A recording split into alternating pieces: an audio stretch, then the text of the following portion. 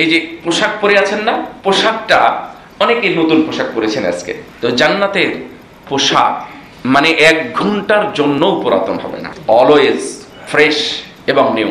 সব সময় জান্নাতীদের পোশাক থাকবে নতুন। জান্নাতীরা বুড়ি হবে না, জান্নাতের বয়স বাড়বেও না কমবেও না। জান্নাতীদের কোনো অসুখ বিসুখ নাই, জান্নাতীদের কোনো ঘাম নাই। যে ঘামটা হবে সেটা আরো ভালো। যদি ময়লা হয়, সব ময়লার কথা শোনেন, ময়লা জান্নাতীরা স্ত্রীদেরকে রেখে বাড়ির বাহিরে যাবে।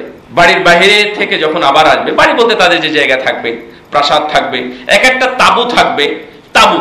তাবুর 4টা কর্নার থাকবে। ওই কর্নারে এক বউ, ওই কর্নারে এক বউ, ওই কর্নারে এক বউ, ওই কর্নারে আরেকজন, 4 জন থাকবে। তো এক জায়গা থেকে আর এক জায়গায় যাবে।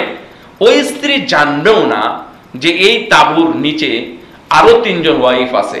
কারণ এক কর্নার থেকে আর এক কর্নারে যেতে দুনিয়ার জীবনে 100 বছর লেগে যাবে। তাদের যে ঘোড়া থাকবে, ঘোড়া দিয়ে ঘোড়া বেড়ানোর জন্য তারা গাছের ছায়ায় শুধু ঘুরবে। গাছ থাকবে আবার ছায়াও থাকবে, কেমনে থাকবে এটা আল্লাহ জানে। কিন্তু গাছের ছায়া মারাতে, গাছের ছায়া পার করতে এই ঘোড়া দৌড়াতে দৌড়াতে 100 বছর পর্যন্ত যদি দৌড়ায়, তাও তাদের ওই ছায়া ফুরাবে না।